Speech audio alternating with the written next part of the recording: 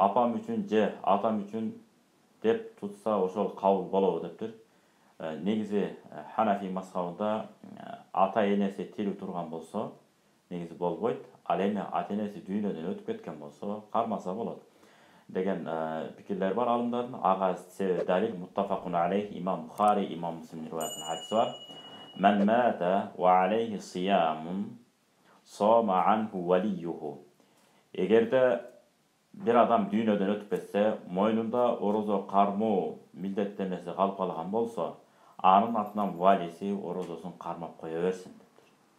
Мына демек ушундай кармаса болот. Дагы Ибн Аббас радыйаллаху анху риваятында хадис бар. Күндөрдүн биринде bir киши келип пайгамбарыбыздан сурайт.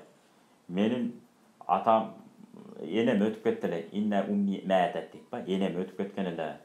Ошонун атынан орозону кармап койсом болобу десе, пайгамбар Мухаммад алейхиссалам сонун жооп берет. Эгерде апаңдын мойнунда бир карыз бар боло турган болсо, акунта кадияху, аны сен аткарар белең деп. Десе ооба дейт. Демек андай боло турган болсо, фадайнуллахи ахакку, Алла Тааланын алдындагы карыз андан дагы негизирөөк, эртерээк аткарылыш керек деп пайгамбар Мухаммад алейхиссалам бекемдеп айткан. Демек өтүп кеткен аталарыбыз ооруп жатып төшөктө, мына Рамазан айында ооруп жатып калат, кээде энелерибиз ооруп жатып калат. Ошол кезде орозосун кармай албай калса, мына кармайм, мана кармайм болот. Ошолордун атынан сооп үмүт ниетинде орозо кармап койсок болот. Ал эми негизи эле алардын атынан, негизи эле орозо кармап, алардын атынан сооп иретинде сообун арнап койсок болот.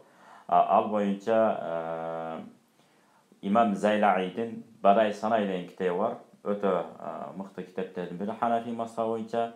Ушул китептерде келет. Кандай гана ибадат болгон, дене менен аткарыла турган ибадаттар болсун, орозо, намаз, Куран окуу, мына ушул сыяктуу. Жоса каражат жана садака, зекет, ушулардын баарын сообун арнап койсо боло берет. Жана имам Ахмад рахматулла алейхин дагы имам Бухути, Аль-Бухути деген алым бар. Ушул кишинин китебинде де келет. Негизи эле кандай гана ибадат болбосун, аткарып туруп сообун өтүп кеткен адамдарга ихтия деп коет. Тартуу иретинде арнап койсо сообу жетет деп. Мына ошентип арнап койсо болот. Экинчи суроо, Шаввал айындагы 6 күндүк орозону дагы ошондой кылып тутса болобу? Шаввал айында 6 күн орозо тутуу жөнүндө маселе жок.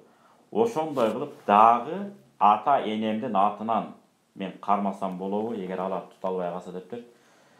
Жок, негизи нафил өзөңкү орозого салыштырып айтсак болмок. Бирок бул нафил ибадат болгондуктан муну жөн гана сиз 6 күн нафил орозо кармайсыз да, кармаптуу сообун арнап кое бериңиз, ал болот. Анан эгерде жанагынтип ушинтип мунун атынан тигинин атынан кармай берсем боло берет дей турган болсок, кескин далил жок боло турган болсо, анда динибизге жаңылык киргизген болуп калабыз.